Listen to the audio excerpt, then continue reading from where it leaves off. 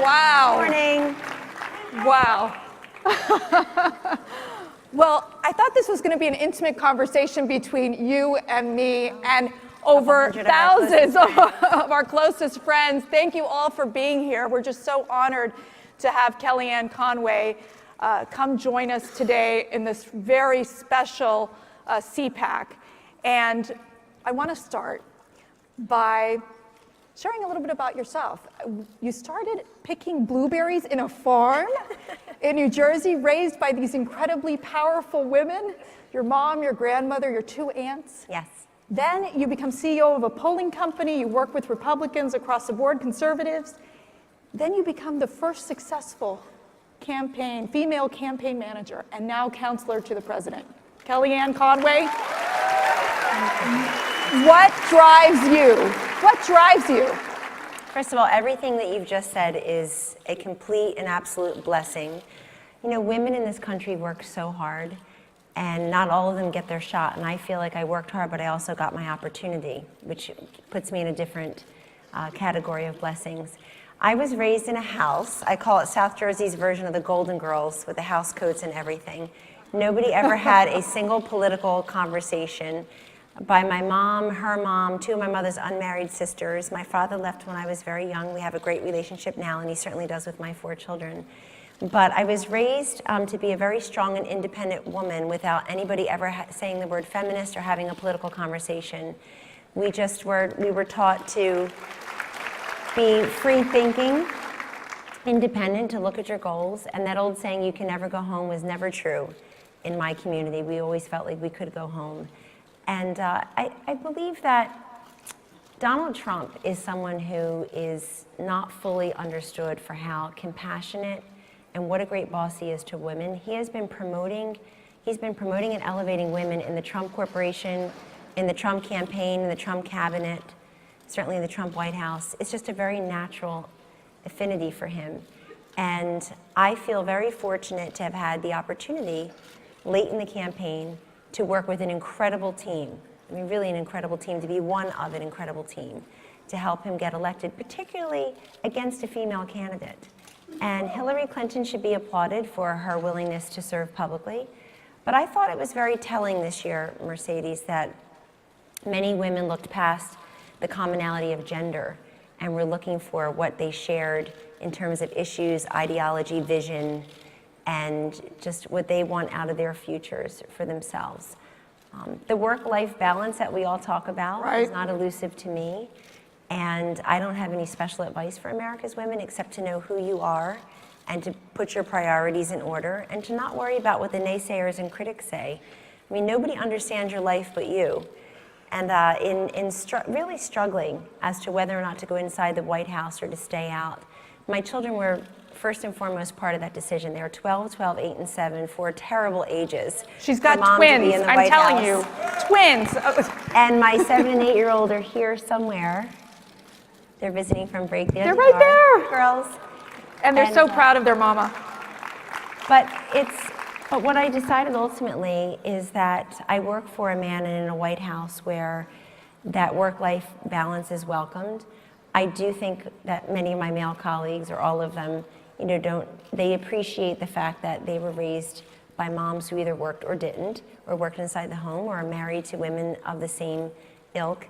But at the same time, it is a different set of considerations for women, and you have to put yourself last. Right. They come first, obviously, but they're also so attuned to politics in a way that I never was when I was their ages, that they think about not just politics, but public policy. They think about their role in the world. And I would tell my 3 daughters, and your daughters, or you, that the job for first female president of the United States remains open. So go for it. Yes.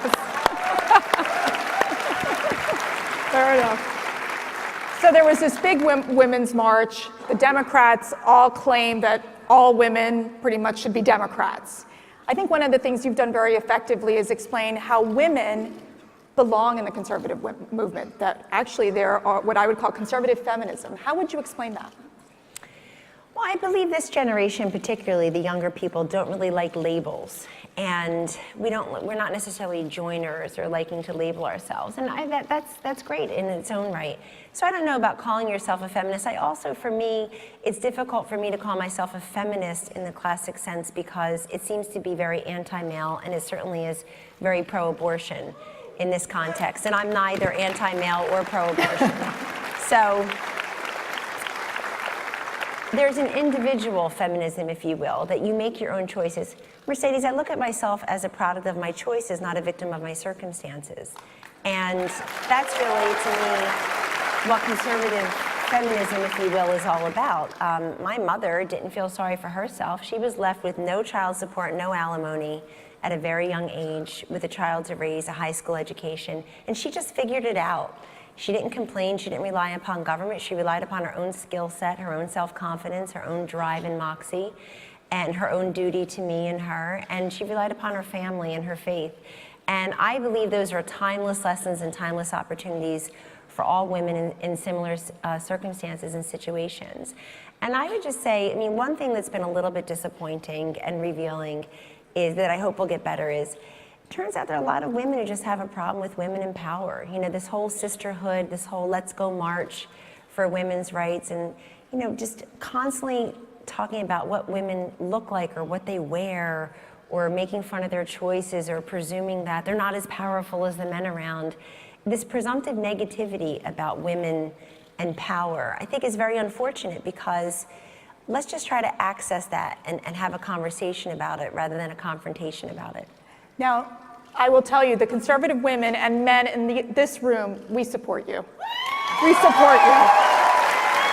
We've got your back, Kellyanne.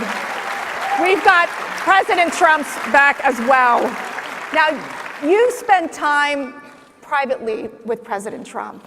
We see this public persona, that our tough president. How is he in private? Well, most of the strength and the leadership skills and the decisiveness, the resoluteness that I think this country was craving from its president, from a leader, is the same in public as it is in private. I find him to be very kind and generous. I find him to have a great sense of humor. I'm genuinely interested in everybody's lives, their own families, their own pursuits, their backgrounds, their knowledge. He's a man who just absorbs information and people and experiences, and I've witnessed him firsthand with his 5 children, his 10-year-old son, his wife, Melania, who's just an incredible first lady for all of us. Amazing. God bless her. We're all very lucky to have her leadership as well. And I've witnessed him with his 4 adult children and his 8 grandchildren. He's a family man. He is happiest when he's with his family, and that's his. That really is a happy place for him to be with his family.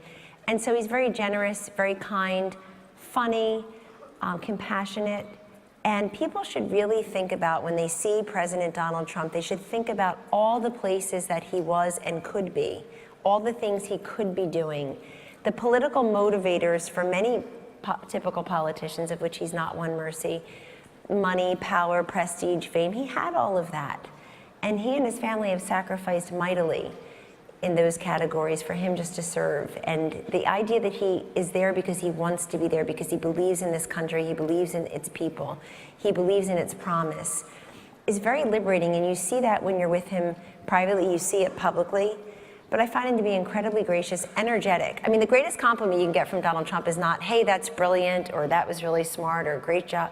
It's, you're really high energy. You know? At the campaign, I would tell the young staffers, if you see him coming around the corner, just start doing jumping jacks, because so you're saying high energy. So you're saying if they say low energy blank, that's a bad thing? It's a bad thing. Okay, got it. We'll just keep out the names. But he works harder than anyone, and he's smarter and works harder than any of us, and that's very uplifting. You really want to up your game when you're around him and do your best for him. And that goes for so many. If you look at the folks in the White House, and I know you and your husband served in the White House, met in the White House. It was very romantic. Yes, it was very romantic. I remember you being pregnant with Viana, who I just saw and who's going to high school.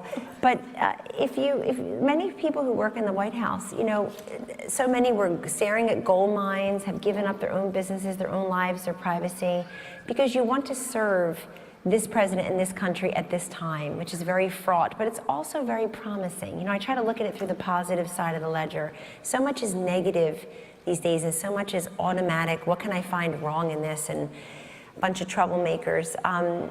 Frankly, I just think if we looked at it more positively and look at all the promise and the opportunity we have for this country, people feel really optimistic many places where we go. So let me ask you, how do you believe President Trump has impacted the conservative movement? Well, I think by tomorrow this will be Cpac when he's here, no doubt.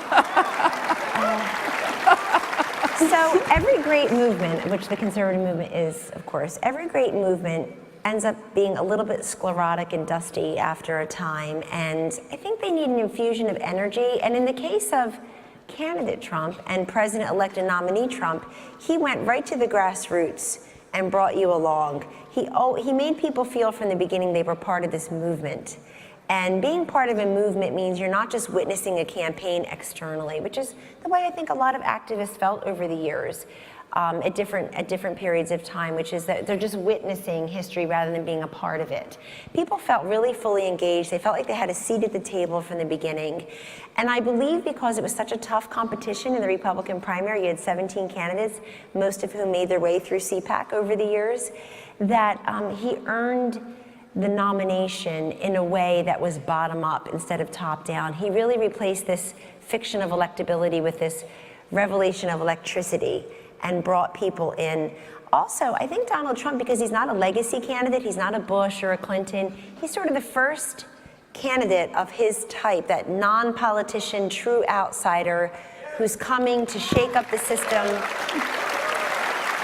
That seems to me to be very relatable and resonant with Cpac, because Cpac, you know, the courage that so many of you show in your communities, in your places of work, in your places of worship, certainly on your college campuses, where you definitely feel like you're in the ideological minority, that kind of courage, that outsider status, is very much who Donald Trump is, and I believe how he got here. And I personally wanted to come here today as counselor, but also really as the former campaign manager, to thank you for everything you did, for the courage you showed, for the activity, whether you stood in line, came to a rally, drove seniors to the polls, got people engaged in a conversation about public policy.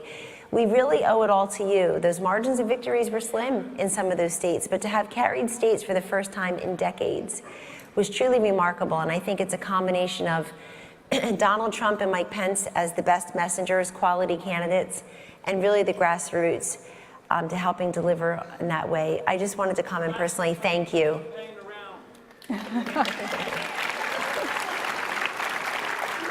You mentioned about the college students. There's so many college students here in this audience. What's your message for them to survive in terms of being in these more liberal institutions? How did they get their message out? Several different ways. First of all, don't live online, live in real time. I'm just astonished how many people live online. Facebook, Twitter, texting, emails. Remember, it's a mode of communication. It is not communication. It's not real life. So step aside, make sure people see something other than the top of your head. And live in real time, in the real world. Have a conversation with people, engage other folks. There are so many people who are out there who agree with you or don't realize that they agree with you or want to learn more about repealing and replacing Obamacare or tax relief or what it means to have school choice in charter schools, et cetera. So engage in those conversations. Also, know who you are and possess that confidence, and just tune out the naysayers and the critics in a way where you feel like you possess a certain patience and perspective that many of us in the bubble lack. And recognize also that 4 years, 8 years is a long time. It's much longer than the first 4 weeks. So keep that perspective, join different clubs, start different clubs that don't exist. Go ahead and be bold, write letters to the editor, become a blogger, make your voices known. And be willing to hear the word no more than you say it. You will be rejected. Somebody else will get the job you wanted, or someone else will be the president of the club that you felt you deserved to be. But don't say the word no. Opportunity does not always knock twice. You have to make some of your own opportunities, and you have to go and grab those. And also, because I see a lot of old timers like me in the audience too, so I don't want to give them short shrift. Thank you for sticking with the conservative movement. Thank you for believing in a set of ideas and principles that are timeless beyond politics, beyond any one political candidate or party, which is far less important, frankly, than the ideas that you bring to bear. Converse with each other. Help each other out. I learned so much from our younger staffers, a great deal. Technology is their native tongue. They have these great experiences and great perspectives, and they learn from us. So go ahead and mentor folks and do that exchange of information and ideas. Be willing to have a lunch or a coffee with someone. Don't be too busy for other people is really what I would say. Don't be too busy for each other, because that is something also today that I find to be incredibly unfortunate. Wise words from the counselor to the president, Kellyanne Conway. We are so honored that she is with us again here at Cpac, a regular visitor here. One piece of advice. Absolutely. I have one last piece of advice for women, just because I want to tell a story that everybody always begs me to tell. I've been telling it for a long time. Some of you may have heard it before. I often in my career literally didn't know how to express my value and ask for what I thought I deserved and I had earned. And so this is a long time ago story that still is enduring to this moment. And I remind myself of it almost every day. I was young in my career. My company was a year old. I was a CNN paid political analyst at the time, and somebody called from a speaking agency and said, hey, we have a request from this financial institution for you and Mark Mellman, Democratic pollster, obviously a man, to come and speak to us on September 28th about the elections. And I said, okay. And the man said, it's September 28th, you can each speak for 20 minutes, then we'll take 20 minutes Q&A. Preview what you think will happen in the election and talk to us a little bit about public policy. I said, oh, that sounds great. It'll be at the Mayflower Hotel, which I could see out my office window. I literally was a block and a half from there. And they said, what is your speaking fee? And I froze. I completely froze. Because for me, even with my law degree at the time, for me, free speech was not the First Amendment. It was, let's go call Kellyanne. She'll come. She'll talk for free. And I froze because I knew no matter what I said in return to the question of what is your speaking fee, what are you worth, what is your value to do this? No matter what I said, I was going to undercut myself. I was going to be that self-denying girl who grew up in that house of all women, a giver, not a taker. And so I froze and I thought, oh my God, what am I going to say? It's not his fault if I undercut my value. So having no idea how to assess my value for that particular speech, I took a line out of When Harry Met Sally, and I said, I'll have what he's having.